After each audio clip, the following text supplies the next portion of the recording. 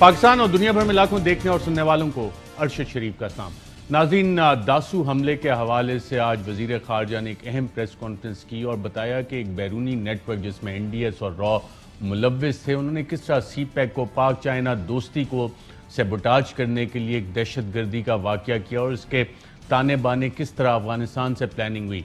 और ये क्रेडिट हमारी इंटेलिजेंस एजेंसीज़ को, हमारी लॉ इन्फोर्समेंट एजेंसीज़ को जाता है कि उन्होंने इस वाक़े में मुलव्विस तमाम लोगों को भी गिरफ्तार कर लिया है और जो लिंक्स बैरून मुल्क जाते हैं उस हवाले से दफ्तर खारजा अपना किरदार अदा कर रहा है। बड़ी खबर आज की, लेकिन इससे भी ज़्यादा नाज़रीन आज एक बड़ी खबर, आज आपकी मुलाकात एक ऐसी शख्सियत से करवा रहे हैं जिसके हवाले से हफ्ते वाले दिन दोपहर के तकरीबन 4 बजे पूरी कौम अपनी टीवी स्क्रीन्स पे देख रही थी और दुआ कर रही थी कि पाकिस्तान का एक कौमी हीरो, पाकिस्तान का एक बेटा किस तरह से कम्पीट कर रहा है, पाकिस्तान का फ्लैग लेके इंटरनेशनल एरिना में गया, ओलंपिक्स में पाकिस्तान की नुमाइंदगी कर रहा है और नेज़ाबाजी के खेल में पहली दफ़ा एथलेटिक्स में, और पूरी कौम इनके लिए दुआगो थी। हमारे कौमी हीरो अरशद नदीम आज हमारे साथ मौजूद हैं।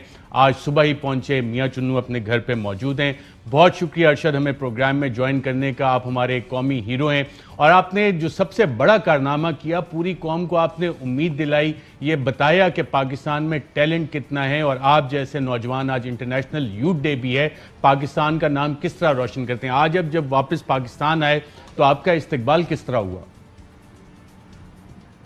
जी बिस्मिल्लाहिर्रहमानिर्रहीम। जी बिल्कुल, मैं जब अपना पाकिस्तान वापस लौटा अपना लाहौर एयरपोर्ट पे, तो अल्हम्दुलिल्लाह माशाल्लाह पूरी पाकिस्तानी कौम उधर आई हुई थी इस्तकबाल के लिए। और उधर जनरल अकरम साई साहब जो हमारे फेडरेशन के, एथलेटिक फेडरेशन पाकिस्तान के प्रेसिडेंट हैं, और पंजाब स्पोर्ट्स बोर्ड के राय तैमूर पट्टी साहब, वो भी अल्हम्दुलिल्लाह उधर तशरीफ़ लाए, मुझे उन्होंने रिसीव किया।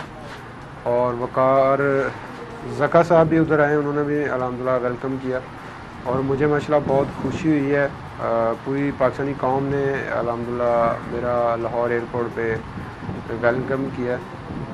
मैं इन सब का बहुत बेहद मशहूर हूँ। अरशद, मैं अपने दीगर गेस्ट का भी तारुफ करवा दूं। मोहम्मद ज़ुबैर साबिक गवर्नर सिंध हम करें, पाकिस्तान मुस्लिम लीग नवाज से ताल्लुक़ है। साथ ही चौधरी मंजूर साहब, जनरल सेक्रेटरी पाकिस्तान पीपल्स पार्टी पंजाब, उन्होंने भी हमें ज्वाइन किया। आप दोनों की इजाज़त से अरशद नदीम हमारे कौमी हीरो हैं, इन्होंने उम्मीद दिलाई है कि पाकिस्तान ओलंपिक्स में क्या कुछ कर सकता है, तो आप दोनों की इजाज़त से मैं थोड़ी गुफ्तगू इनसे पूछूं। अरशद, मैं आपसे ये भी जानना चाहता हूँ कि जब आप ओलंपिक्स के लिए गए और बाकायदा तौर पर फाइनल में पहुँचे, तो आपकी खुद क्या जज्बात थे और ख़ुद क्या आपकी तवक्कुआत थी?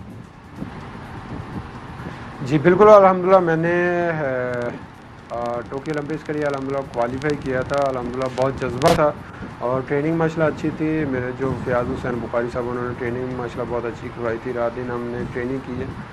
तो काफ़ी होपफुल था कि मैं अल्हम्दुलिल्लाह पाकिस्तान के लिए अपना मेडल जीतूँ। और मैंने जो क्वालिफाई राउंड में माशाल्लाह पाकिस्तानी कौम से अपना उनकी दुआओं से अल्हम्दुलिल्लाह मैंने क्वालिफाई की है फाइनल के लिए। तो माशाल्लाह मैंने पूरी एफ़र्ट की और जज्बा था कि पाकिस्तानी कौम की मेरे साथ दुआएं हैं। तो अल्लाह के घर में उम्मीद भी बहुत ज़्यादा थी, लेकिन मैंने अपनी पूरी एफ़र्ट की। लेकिन जो कहते हैं कि वही होता है जो अल्लाह को मंजूर है।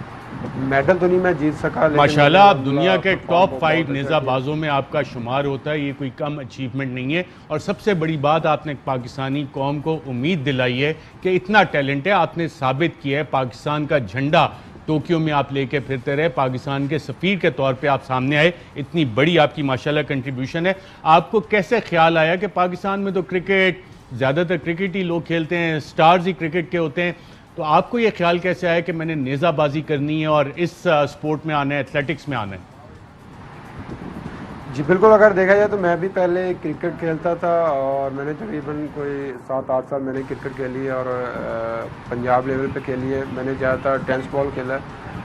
तो मेरे ख्याल में था कि क्रिकेट में आना आगे बहुत ज़्यादा मुश्किल है, तो इसीलिए मैंने जो गेम है वो एथलेटिक्स की जो नहीं, क्योंकि मेरे जो बड़े भाई हैं वो एथलेटिक्स की गेम करते थे, उनकी तरफ से देख के मुझे शौक़ हुआ। तो आगे आगे बढ़ता गया। जो अपना टीचर थे हमारे स्कूल के ज़फ़र साहब, उन्होंने माशाल्लाह आप समझ लें कि 2-3 साल से वो मुझे लेके जाते थे तहसील, ज़िला और डिवीज़न लेवल पे। तो उनकी बड़ी एफ़र्ट है। उसके बाद मुझे अपना जो रशीद अहमद साकी साहब हैं वो कोच मिले 2012 से। उन्होंने माशाल्लाह काफ़ी एफ़र्ट की। 2015 तक मैंने अल्हम्दुलिल्लाह जो है वो पूरे पंजाब लेवल पे मैंने अल्हम्दुलिल्लाह अच्छा परफॉर्म किया। जिसमें ये यूथ फेस्टिवल भी आए 2012 शायद 14 में, वो मैंने अल्हम्दुलिल्लाह विन किए। उधर से थोड़ा सा मैं फेमस हुआ और मैंने 2015 में वापदा ज्वाइन की। तो मुझे फ़ियाज़ हुसैन बुखारी साहब मिले, उन्होंने अल्हम्दुलिल्लाह मेहनत करवाई। और जो हमारे जनरल कर्मसाई साहब हैं, उनकी माशाल्लाह कोशिशों से उन्होंने हमें हर अरशद नदीम साहब, मैं आपसे ये भी जानना चाहूँगा कि जो आपके ट्रेनिंग के मराहिल थे, बल्कि भाई ये बताएं, आपको टर्की में कोरोना वायरस भी हो गया था, उस वजह से आप ट्रेनिंग नहीं कर पाई, क्या ये बात सही है? जी बिल्कुल, मैं ईरान खेलने गया था। इमाम रज़ा एथलेटिक चैम्पियनशिप जो मशहद में हुई थी, मैंने अल्हम्दुलिल्लाह उधर अच्छा परफॉर्म किया। मैंने गोल्ड जीता और पाकिस्तान का न्यू रिकॉर्ड किया 86.38। तो वहाँ से मैं टर्की ट्रेनिंग के लिए गया, कोई तकरीबन 20-22 दिन के लिए। तो मुझे बिल्कुल उधर कोविड हुआ। तो कोविड की वजह से भी काफ़ी मसाइल आए हैं, लेकिन कि अल्हम्दुलिल्लाह अल्लाह ताला ने कवर किया है, शुक्र अल्लाह का। तो मैंने अपनी ट्रेनिंग वो उसके बाद फिर जारी रखी। तो अल्हम्दुलिल्लाह मैंने ओलंपिक्स खेली, तो वो आप सबके सामने। बिल्कुल ठीक। अरशद नदीम साहब, आपकी पूरी ट्रेनिंग पे पिछले साल कितना खर्चा हुकूमत पाकिस्तान ने किया होगा, और नीरज चोपड़ा जो जीते हैं उस पर कितना खर्चा आया, और ट्रेनिंग में फ़र्क क्या था आप दोनों की? जी अगर देखा जाए तो फैसिलिटीज़ तो मुझे दी थी और अल्लाह का शुक्र है मैंने परफॉर्म किया है उसी लेवल का। अगर नीरज चोपड़ा भाई का देखा जाए तो उसकी तो वर्ल्ड लेवल की अपना ट्रेनिंग है, उस पर माशाल्लाह आप समझ लीजिए करोड़ों के हिसाब से पैसा लगाया गया है और उन्होंने रिज़ल्ट भी दिया उसका। तो मुझे भी अल्हम्दुलिल्लाह फैसिलिटीज़ दी है। अपना जो हमारी फेडरेशन है, जनरल कर्मसाई साहब हैं, डॉक्टर फहमीदा मिर्ज़ा साहब हैं, पाकिस्तान स्पोर्ट्स बोर्ड है, पंजाब स्पोर्ट्स बोर्ड है, राय तैमूर भट्टी साहब हैं, जो हमारे भी जो वापडा है, उन्होंने अल्हम्दुलिल्लाह आप पे थोड़ी मजीद इन्वेस्टमेंट की जाती, जिस तरह नीरज चोपड़ा को यूरोपियन ममालिक भेजा गया वहाँ ट्रेनिंग, और मैं इस वक्त वीडियो भी चला रहा हूँ नीरज चोपड़ा की ट्रेनिंग की और आपके ट्रेनिंग के विजुअल्स, तो नाज़रीन बड़े वाज़े तौर पे देख सकते हैं कि आपका अपना इनिशिएटिव सबको ज़्यादा नज़र आ रहा है। और जिस तरह से इंडिया ने बाकायदा तौर पे, हिंदुस्तान ने इन्वेस्टमेंट की नीरज चोपड़ा पे और उसको जिस तरह की ट्रेनिंग फैसिलिटीज़ दी, और जिस तरह की आपके पास ट्रेनिंग फैसिलिटीज़ थी, उसके बावजूद अगर आपको वो फैसिलिटीज़ मिलती, आप तो नया ओलंपिक रिकॉर्ड कायम कर देते। तो इनमें फ़र्क आपको वो डिफरेंस डालते हैं, और अगर आपको ये फैसिलिटीज़ दी जाएँ जो नीरज चोपड़ा को, तो आप नया रिकॉर्ड कायम कर सकते थे। जी अगर देखा जाए तो फैसिलिटीज़ की बात जो है वो बिल्कुल पूरे पाकिस्तान ने देखी है कि नीरज चोपड़ा की जो ट्रेनिंग है वर्ल्ड क्लास की है, और जो मेरी ट्रेनिंग है वो इतनी वर्ल्ड क्लास की नहीं है। लेकिन मैं फिर भी अल्लाह का शुक्र अदा करूँगा अपना जो गवर्नमेंट ने किया मेरे लिए, और मज़ीद मैं गवर्नमेंट से कहूँगा कि मज़ीद मेरे लिए आगे जो ओलंपिक्स आ रहे 2024 में, उसके लिए मैं भरपूर तैयारी कर सकूँ। अच्छा अरशद नदीम, आपकी जो बॉडी है बाकायदा तौर पे एक एथलेटिक फिजिक आपकी है, तो कितने घंटे आप इस हवाले से ट्रेन करते हैं, और ओलंपिक के लिए कितने घंटे आप ट्रेन कर रहे थे, और जो फैसिलिटीज़ हैं, जिम्स वगैरह, किधर आप कर रहे थे एक्सरसाइज? जी सर, अगर देखा जाए तो मैं अपना जो ट्रेनिंग करता था वो पाकिस्तान स्पोर्ट्स बोर्ड में भी करता था, वेट ट्रेनिंग होती थी, कभी मैं पंजाब यूनिवर्सिटी जाता था, और जब मैंने टेक्निक करनी थी तो मैं पंजाब स्पोर्ट्स जो ग्राउंड है उधर जाता था। और अपना बड़ा तावन किया है पंजाब स्पोर्ट्स बोर्ड ने, राय तैमूर भट्टी साहब ने। मियां चुन्नू में आपके पास फैसिलिटीज़ थी? अपने घर के पास आपके पास फैसिलिटीज़ थी? नहीं सर, घर में तो मेरे पास फैसिलिटी नहीं थी। वो मैंने अपने तौर पे जो वेट अपना बने थे वो वीडियो में दिखाए भी गए। मेरे पास घर में इतनी फैसिलिटीज़ नहीं है कि मैं घर में, अगर मैं कोई 1-2 माह के लिए घर छुट्टी आता हूँ तो मेरे पास इतनी फैसिलिटीज़ नहीं है कि मैं घर में रह कर ट्रेनिंग कर सकूँ। तो ये जेवलिन वगैरह आपको कहाँ से मिला, और शुरू में जब आपने नेज़ाबाजी शुरू की तो किस किस्म के नेज़े से आपने शुरू की? क्योंकि ओलंपिक में तो बड़ा स्पेसिफाई उसका वेट होता है और जिस तरह से बनाया जाता है स्पेसिफिक, तो उसी नेज़े से आप शुरू में प्रैक्टिस कर रहे थे या कि बाद में स्पोर्ट्स बोर्ड और यहाँ पे आपको ओलंपिक कमेटी ने वो वाले नेज़े दिए, और कब वो आपको नेज़े मिले जिससे ओलंपिक्स में आपने कम्पीट किया? जी बिल्कुल, अगर सर देखा जाए तो हमारे पाकिस्तान में वर्ल्ड लेवल के जेवलिन नहीं है। मेरे पास जो जेवलिन है वो मेरे कोच फयाज हुसैन बुखारी साहब ने दिया था, वो मेरे पास है जेवलिन। उससे मैं घर में हल्की फुल्की ट्रेनिंग कर लेता हूँ, लेकिन एक प्रॉपर जो आप समझ लें कि मेरे पास जो फैसिलिटीज़ है घर में, वो आप समझ लें कि नेशनल लेवल की भी नहीं है। बिल्कुल। आपके वालदैन के क्या जज्बात हैं? आपकी वालदा उस दिन बहुत दुआएं कर रही थी, आज आप घर वापस आए हैं तो आपके पूरे शहर में आपके घर वालों के क्या तासुरात हैं? जी बिल्कुल, अगर देखा जाए तो माशाल्लाह उनके तासुरात बहुत अच्छे थे। माशाल्लाह उन्होंने बहुत अच्छे तरीके से वेलकम किया। मैं अपने गांव का, अपने सिटी का, पूरे पाकिस्तान कौम का अल्हम्दुलिल्लाह मैं शुक्रिया अदा करूंगा जिन्होंने मुझे अल्हम्दुलिल्लाह इतनी इज़्ज़त दी और मेरा बड़े अच्छे तरीके से वेलकम किया। और मेरे माशाल्लाह वालिदैन वो भी बहुत खुश थे कि आपने माशाल्लाह आपको जिस तरह की फैसिलिटीज़ दी गई है उसी हिसाब से आपने माशाल्लाह पूरे वर्ल्ड में माशाल्लाह बहुत अच्छा परफॉर्म किया। अच्छा, पाकिस्तानी कौम को ओलंपिक्स में तो कभी उम्मीद ही नहीं थी और आपने वो कौम को उम्मीद दिलाई। आपके घर वालों को उम्मीद थी कि यार हमारे घर में एक कौमी इंटरनेशनल हीरो बैठा है अरशद नदीम, ये पहले था या इस दफ़ा हैरान हुए? सॉरी सर, दोबारा रिपीट कर। मैं आपसे जानना चाह रहा हूं कि पाकिस्तानी कौम को जो आपने उम्मीद दिलाई है कि ओलंपिक्स में एथलेटिक्स में 144 मेडल्स हैं, स्विमिंग में तकरीबन 110 मेडल्स हैं, कि एथलेटिक्स पे अगर हम लोग काम करें तो पाकिस्तानी कौम मेडल जीत सकती है।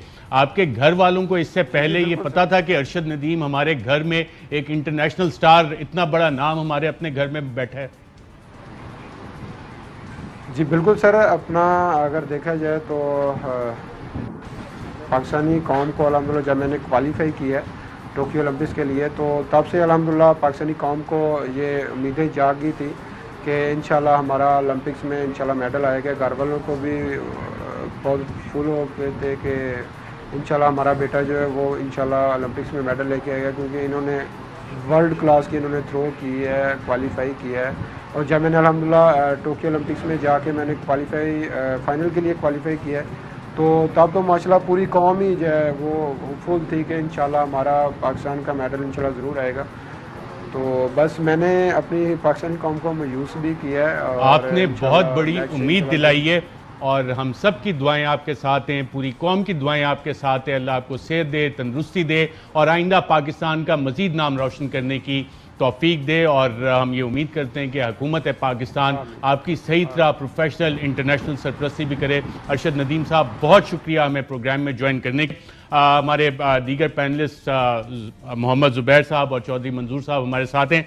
मोहम्मद ज़ुबैर साहब, आपसे जानना चाहूँगा, आपने अरशद नदीम की दास्तान सुनी पूरी, पाकिस्तान का उसने नाम रोशन किया, जिस तरह की फैसिलिटीज़ थी उसके पास वो भी आपने यकीनन देखी, उनके मुंह से आपने खुद भी सुना। इतना नेचुरल टैलेंट है पाकिस्तान के पास। अरशद नदीम के हवाले से पहले आप कुछ बताएंगे कि जितनी उसने उम्मीद दिलाई है पाकिस्तानी कौम को, एथलेटिक्स 140 के करीब मेडल्स हैं टोटल, तो पाकिस्तान के लिए ये उम्मीद है। स्विमिंग में 110 मेडल्स हैं, नेचुरल टैलेंट है, आज तक टैप क्यों नहीं हुआ? आखिरी मेडल पाकिस्तान का गालिबन ओलंपिक्स में 1992 में था और अब हमारे हालात ये, पहली दफ़ा इन बच्चों ने उम्मीद दिलाई है हमें। जी ज़ुबैर साहब। एक तो जाहिर सी बात है अरशद शरीफ, आपका शुक्रिया कि ये जो आपने इनकरेज किया है और आपने स्पोर्ट्स पर फोकस करके प्रोग्राम किए, that itself is remarkable achievement Pakistani context में। ये अरशद नदीम, तला तैयब, ये इनकी कंट्रीब्यूशन है जिन्होंने ये उम्मीद दिलाई है। जी, बट ये रिकग्नाइज करना भी बड़ा इंपॉर्टेंट होता है ना, पूरी कौम को बताना कि ये इसकी अहमियत कितनी है। और जाहिर है हमारे हीरो हैं ये, और रिकग्नाइज करना चाहिए, बहुत बड़ी बात है। लेकिन मैं एक इसमें करेक्ट करता जाऊं, क्योंकि पाकिस्तानी कौम को शायद इतना अंदाज़ा नहीं है कि एथलेटिक्स में हम समझ रहे हैं कि फर्स्ट टाइम एक ऐसे एक हीरो इमर्ज हुए हैं। बहुत दहाइयों के बाद मर्ज हुए हैं, ये फैक्ट है। लेकिन पाकिस्तान एथलेटिक्स में ख़ास तौर पर और बाकी स्पोर्ट्स में जिस तरह बॉक्सिंग, रेसलिंग वगैरह में was a power house at the Asian and Commonwealth level. और इवन ओलंपिक्स में अगर 1960 वगैरह में सर, मैं ओलंपिक्स की बात कर रहा हूँ, प्योरली फोकस्ड हूँ। साउथ एशिया सैफ गेम्स भी हम करवाते हैं, आपस में खेल लेते हैं, और international competition Olympics is the biggest arena. मैं ओलंपिक्स ही की बात कर रहा हूँ कि अगर आप 1956 और 1960 और 1964 वगैरह में देखें तो चलें, आपने ये जिक्र किया तो हम नाज़रीन को विजुअली ये सारी अचीवमेंट जो हैं वो दिखा देते हैं कि हमारा कितना शानदार था इस हवाले से। और क्रिकेट के अलावा नाज़रीन, इसमें वो तमाम अचीवमेंट्स हैं जो 1992 से पहले हम ओलंपिक्स में और आलमी तौर पर स्क्वाश में हमारे वर्ल्ड चैंपियंस और गोल्ड मेडल्स होते थे, सिल्वर ब्रॉन्ज मेडल्स होते थे, पाकिस्तान का कौमी तराना इंटरनेशनल एरेनाज में बजाया जाता था, पाकिस्तान का झंडा इंटरनेशनल एरेनाज में लहराता था। आइए याद माजी उस पर कुछ नज़र डालते हैं। जी नाज़रीन, आपने देखा तो इतना हमारे पास टैलेंट है, और ज़ुबैर साहब की ख्वाहिश पे 1960 में जो रोम में हमने हॉकी में गोल्ड मेडल 1960 में जीता था, वो भी कौम को दिखाई। शायद हम में से बहुत से उस वक्त पैदा भी नहीं हुए थे। ये हमारा शानदार माजी है। चौधरी मंजूर साहब, क्या हुआ कि आज इंटरनेशनली हमें बार बार बताया जाता है कि जी, मुझे बात ही नहीं मुकम्मल करने दी। अच्छा चलें, आप बात मुकम्मल कर लें प्लीज। जी जी, मैं ये कह रहा था कि एक तो ये कौम को बताने की ज़रूरत है, क्योंकि हम ज़ाहिर एथलेटिक्स पर अभी बात कर रहे थे, तो हमारे जो बहुत ही अजीम एथलीट्स आए हैं, राज़े, खालिक और दूसरे जैवलिन थ्रो की हम बात करें तो मोहम्मद नवाज़ और मेरा ख्याल है अरशद ने उन्हीं का रिकॉर्ड तोड़ा था। तो हम स्टार्स पैदा करते थे, और इसी तरह से बॉक्सिंग में और रेसलिंग में और दूसरे खेलों में, क्रिकेट का तो सबको हिस्ट्री भी पता है। तो ये एक अनफॉर्चुनेट है। और मैं एक इसमें ज़रूर, ये जब आप नेक्स्ट टाइम जब सवाल करेंगे कि ये हुआ क्या कि हमारी इतनी ज़्यादा ख़राब हो गई स्पोर्ट्स में, और ख़ास तौर पर इन स्पोर्ट्स में जो ओलंपिक स्पोर्ट्स हैं, तो वो जब आप मंजूर साहब से, चौधरी साहब से बात कर लेंगे तो उस पर ज़ाहिर है बात करने की। बिल्कुल ठीक है। चौधरी मंजूर साहब, आज हुकूमत पाकिस्तान, रियासत पाकिस्तान के सामने सबसे बड़ा सवाल है कि जिसको कहते हैं ना बयानिया, वो हम कैसे दुनिया को बताएं कि जी हम तो बड़े पुरअमन मुल्क हैं। जो हमारा स्पोर्ट्स है उसको हमने क्यों नज़रअंदाज किया, क्यों ये हम नहीं समझते कि जो सॉफ्ट इमेज है, आप चाहे 10 गाने बना लें, 10 आप ड्रामे बना लें, उस पर अपने लोगो लगा के चला लें, लेकिन जब पाकिस्तान का झंडा इंटरनेशनली लहराता है, हमारे स्पोर्ट्समैन उसको लहराते हैं, तो चाहे दफ्तर खारजा और इंफॉर्मेशन मिनिस्ट्री की 10 प्रोपेगेंडा की प्रेस कॉन्फ्रेंसेज हो, इसको आप फैक्ट को काउंटर नहीं कर सकते। और ये वो फैक्ट्स हैं, हकायक हैं, जिनके ऊपर इमेज बनता है, सॉफ्ट इमेज बनता है, पाकिस्तान का इमेज इंटरनेशनली जाता है। क्या हो गया है, हमें क्यों नहीं ये एहसास होता स्ट्रेटेजिक पॉलिसी मेकिंग में? बहुत शुक्रिया अरशद साहब। एक तो मेरा ख्याल है इसकी बेस हमने तबाह कर दी है। कॉलेजेस, यूनिवर्सिटीज़ होती थी, मुझे भी याद है उस दौर में मैं ख़ुद हॉकी खेलता रहा हूँ स्कूल में, और वो सारे का सारा जो सेटअप है वो सारा तबाह बर्बाद एक तो कर दिया गया। दूसरा ये है कि जो मेरी अपनी स्टडी है, जनरल ज़ियाउल हक के दौर में बाकायदा जनरल मुजीबर रहमान जो थे, उनके एडवाइज़र बने थे इंफॉर्मेशन के, उन्होंने बाकायदा एक प्लानिंग के तहत सिर्फ अकेली क्रिकेट को प्रमोट किया था।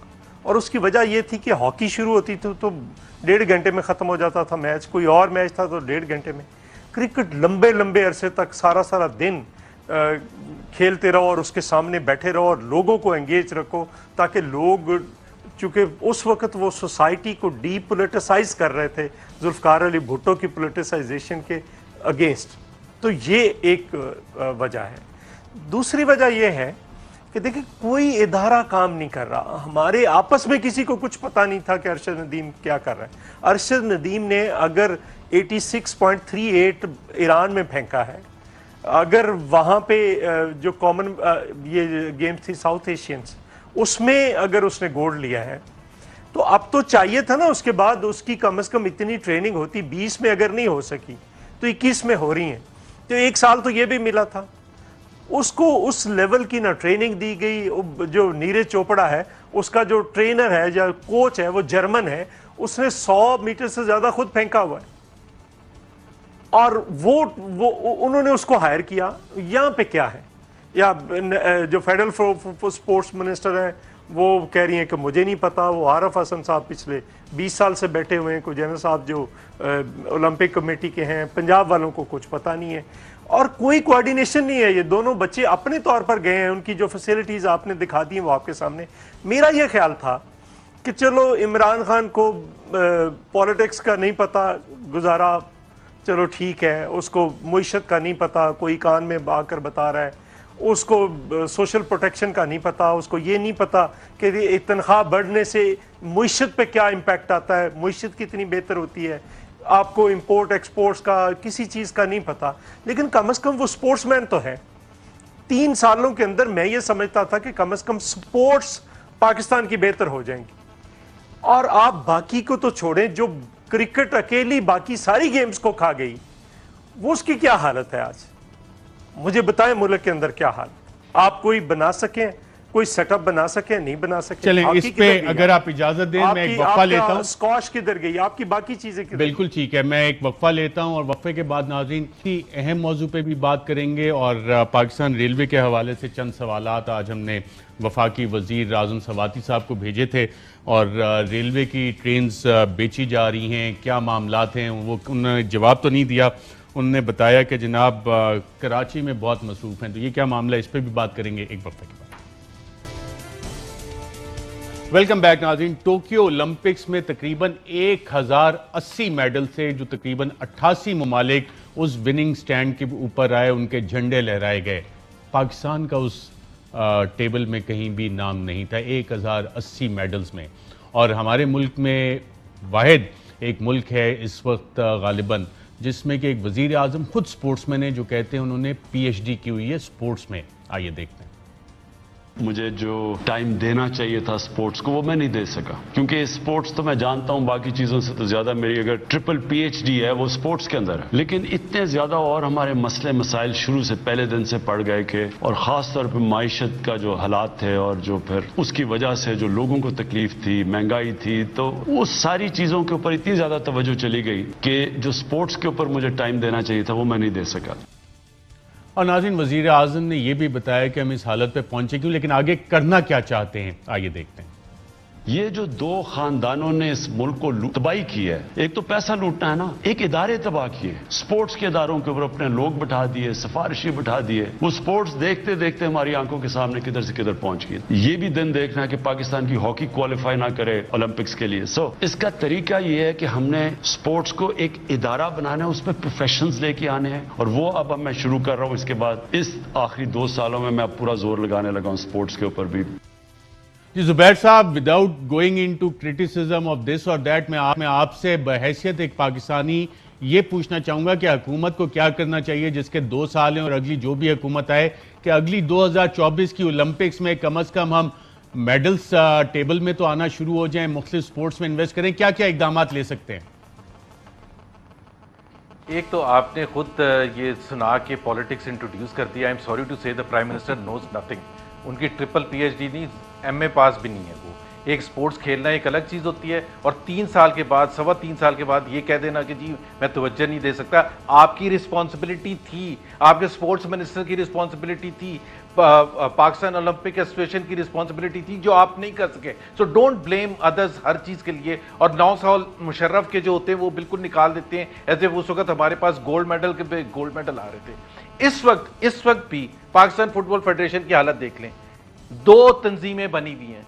कितने पाकिस्तान के फेडरेशन हैं जहां तंजीमें 2 बनी हुई हैं, अखाड़ पछाड़ हो रही है, फिजिकल हमले हो रहे हैं, लड़ाई झगड़े हो रहे हैं। तो तकरीबन 40 के करीब ओलंपिक्स में डिसिप्लिन हैं, हम 40 इन डिसिप्लिन। अच्छा मैं Arshad let me just give me half a minute जी। Arshad give me half a minute.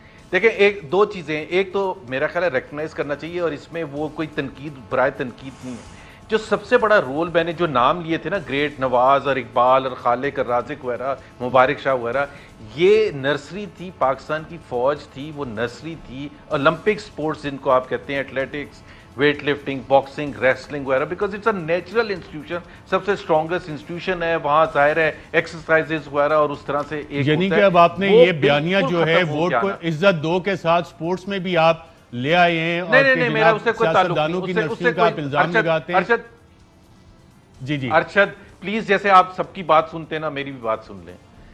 मैं कोई क्रिटिसाइज नहीं कर रहा, आप उठा के देख लें 50s 60s 70s 80s वगैरह में एक नर्सरी थी जो आती थी। अब आपने उस दिन असद का इंटरव्यू सुनाया था, तो असद ने कहा कि मैंने फोन किया आर्मी चीफ को, उन्होंने भी उसी रेफरेंस से ही फोन किया होगा जिस रेफरेंस से मैं बात कर रहा हूं। दूसरी चीज है, जिस तरह स्नूकर है, अब एक आलमगीर साहब हैं, उन्होंने जिंदगी वक्फ कर दी है, पाकिस्तान को वर्ल्ड के टॉप लेवल तक पहुंचा दी। Where is the recognition? There is no recognition. मतलब पता ही नहीं है। और रिकग्निशन सिर्फ पैसे खर्च करने से नहीं होती है। पहले तो अहमियत, प्राइम मिनिस्टर साहब बुलाएं अरशद साहब को और उनको ऑनर करें, उनके लिए रिसेप्शन करें। मतलब कम से कम हम तला तैयब को जो हमारा कंटिंजेंट गया है 10 एथलीट्स का, स्विमर्स हैं उसमें, इन सबको बुलाना चाहिए। सबको बुलाना चाहिए, रिकॉग्नाइज करना चाहिए, अवार्ड्स देने चाहिए उस वक्त, ये बजाय कि इस जुबैर साहब। बिल्कुल ठीक है। देखें चौधरी मंजूर साहब, जुबैर साहब हमेशा मुझ पे इल्जाम लगाते हैं, बात नहीं, बहुत टाइम उन्होंने खाया है। जी मेरी बात सुनिए, उन्होंने अरशद शरीफ साहब को बुला लेना है। आपने कहा अरशद को बुलाएं, अरशद नदीम ने अरशद शरीफ साहब को बुला लें। अच्छा चौधरी मंजूर साहब, क्या करना चाहिए अगले 2-4 साल के, अगले 2024 देखिए, मैं तो आपको ये एक बहाना होता है। आपने 3 साल जाया कर दिए। आपने क्रिकेट पे अपना, आप सिफारशी कहते थे, किसको लाकर बैठाया? वो सिफारशी नहीं है, उसका क्या ताल्लुक है? नंबर 1 सिफारशी है, नंबर 2 सिफारशी है, और यहाँ पे लोग चीखे मार रहे हैं जो पाकिस्तान के अपने बड़े बड़े प्लेयर्स हैं, बड़े बड़े लोग हैं। आपने उठाकर मिसबाउल हक को 2 चार्ज दे दिए। आप कह रहे हैं सिफारशी नहीं है, वो मियाँ वाली से हैं, तो इसलिए आपने उनको हेड कोच भी बना दिया, आपने उसको चीफ सेलेक्टर भी बना दिया। किसी मुल्क के अंदर ये होता है? कोई नहीं होता। तो आगे भी क्या करना है आपने, वो हमें पता है। आप अगर कर सकते हैं तो इतने बड़े बड़े लोग हैं आपके पास, स्क्वाश के अंदर है, बाकी जगहों पे, उनको उठाकर आप कुछ इन्वेस्टमेंट तो करें ना। आप इन्वेस्टमेंट नहीं करेंगे तो ये अब स्पोर्ट्स वो नहीं है। अब स्पोर्ट्स भी इन्वेस्टमेंट। ट्विटर पे ट्रोल्स की आर्मी बना के उन्हें 50 हजार रुपए एनजीओ के जरिए से देना, एक और इस तरह की काम करना, सियासतदानों के खिलाफ सरकारी फंड से कैंपेन चलवाना, इससे नहीं बनता। नेशनल आपका इमेज बनता है इन तरह के कामों से। एक वक्फा लेते हैं और वक्फे के बाद रेलवेज में पाकिस्तान की रेलवेज आउटसोर्स की जा रही हैं। आजम सवाती साहब को हमने चंद सवालात भेजे कि रेलवेज की फैसिलिटीज किसको दी जा रही हैं, आउटसोर्स किसको की जा रही है, क्या किसी डिफॉल्टर फर्म को, ये क्या मामला, इस पे बात करेंगे एक वक्फे के बाद। वेलकम बैक नाज़रीन। वफाकी वज़ीर रेलवे आजम सवाती को आज हमारी टीम ने चंद सवालात भेजे और ये इंतहाई अहम सवालात इसलिए भी हैं कि इन सवालात में ये चीज़ पता लग रही है, जो हमने उनसे पूछा कि क्या ये बात सच है कि प्राइवेट सेक्टर को चंद पाकिस्तानी ट्रेन आउटसोर्स कर दी गई हैं और प्राइवेट सेक्टर जो है पाकिस्तान रेलवेज़ की फैसिलिटीज़ इस्तेमाल करके अपने प्रॉफिट्स वगैरह बनाएंगे। और ये भी सवाल पूछा गया कि क्या कोई एक डिफ़ॉल्टर फर्म है जिसको कि बिड करने के लिए इजाज़त दी गई, और एक ऐसी डिफ़ॉल्टर फर्म जो कि डिफ़ॉल्ट हो चुकी थी उसने नई कंपनी रजिस्टर करके बिड की। और क्या ये भी सवाल पूछा गया कि जो बिड्स अप्रूव हुई हैं वो उससे कम है जो कि प्रॉफिट चंद पाकिस्तान या ट्रेन्स बना रही हैं। और इस हवाले से हम train wise passenger earning for the financial year 2019-20 देख रहे थे, तो ये सवाल हमने आजम सवाती साहब को भेजे, लेकिन उनका जवाब हमारी टीम को आया कि वो आज कराची में हैं और मसरूफ़ हैं और मसरूफियात की वजह से ये जवाबात नहीं दे सकते, बिजी इन डिफरेंट मीटिंग्स इन कराची। तो ये जवाब था मिनिस्टर साहब का। चौधरी मंजूर साहब, आपसे जानना चाहूँगा, क्या ये बात अगर इस तरह की कंपनी को जो कि डिफ़ॉल्ट हो चुकी है और नए नाम से रजिस्टर करके बिड करे और ट्रेन्स जो ऑलरेडी चल रही हैं उनका मुनाफे से कम बिड्स दी जाए, तो ये क्या स्कैंडल होता है, करप्शन होती है, क्या होता है, इसको क्या कहते हैं? अच्छा साहब, ये हम तो रोज़ आटा, चीनी, पेट्रोल, घी और इन चीज़ों को रोते हैं, उन दवाइयों के स्कैंडल को, हॉट मनी को। ये आप जिस महकमे में जाएंगे ना, वहाँ पे स्कैंडल्स उबल के बाहर आ रहे हैं। ये नहीं है स्कैंडल है सिर्फ। नहीं, हम उम्मीद करेंगे कि मिनिस्टर साहब इसके जवाब दे दें। हो सकते हैं उनके पास कोई लॉजिकल जवाब, उनके 34 मुनाफा कमाने वाली मुसाफिर ट्रेनों की निस्कारी कैसे की? 34 जो ट्रेनें जिस पे चल रही थी उस पे भी कम कीमत पे दे दी गई हैं। ये देखिए, मैं थोड़ा सा जुबैर साहब, क्या ये मुमकिन है कि प्राइवेट सेक्टर को जो मुनाफा कमा रही है ट्रेन उससे कम बिड्स वाले को कंपनी को प्राइवेट सेक्टर में दे दी जाए, इसका क्या मतलब होता है? देखें, एक तो सबसे ज़्यादा इम्पॉर्टेंट चीज़ अर्शद ये है देखने की कि जो प्रोसेस है वो फॉलो किया जा रहा है। पाकिस्तान का जो प्राइवेटाइजेशन ऑर्डिनेंस है उसके तहत ये काम सिर्फ डिफॉल्टर फर्म बिड का नाम चेंज करके बिड कर सकती है नहीं, बिकॉज वो अगर आप प्राइवेटाइजेशन कमीशन को बीच में से निकाल देंगे, आउटसोर्स हो, लीजिंग हो या प्राइवेटाइज हो, और अगर प्राइवेटाइजेशन कमीशन इसमें नहीं आया तो ये इलीगल है आपके ख्याल में? बिल्कुल इलीगल है और ये चैलेंज हो जाएगा किसी ना किसी स्टेज पर। आप मिनिस्टर ऑफ प्राइवेटाइजेशन से भी आप खतो किताबत करके पूछ लें कि क्या आप भी तो मिनिस्टर ऑफ प्राइवेटाइजेशन रहे हैं। मैं यकीनन इसको हम फॉलो करेंगे और उम्मीद करेंगे कि रेलवे मिनिस्ट्री इन सवालात के हमें जवाबात भेजे, फिर इसको फॉलो करेंगे। चौधरी मंजूर साहब, मोहम्मद जुबैर साहब, दोनों प्रोग्राम में शिरकत का शुक्रिया। नाज़रीन, आज के प्रोग्राम में इतना, इजाजत दीजिएगा। अल्लाह हाफ़िज़। अहम तरीन खबरें अब एक क्लिक की दूरी पर। आपके पसंदीदा टॉक शोज हों या अहम मुल्की या गैर मुल्की शख्सियात की न्यूज कॉन्फ्रेंसेस, हर लम्हा बाखबर रहने के लिए सब्सक्राइब करें हमारा YouTube चैनल। मौसम की सूरत हाल हो या खेल के मैदान से खबरें, अपने मोबाइल फोन से मुल्की और बैनुल अक़वामी अहम खबरों तक रसाई के लिए डाउनलोड कीजिए मोबाइल ऐप। बावसूख ज़राए से मुसद्दिका खबरों, तज्ज़ियों और तबसरों से मुस्तफ़ीद होने के लिए विजिट कीजिए पाकिस्तान की सबसे बड़ी न्यूज वेबसाइट www.arYnews.tv।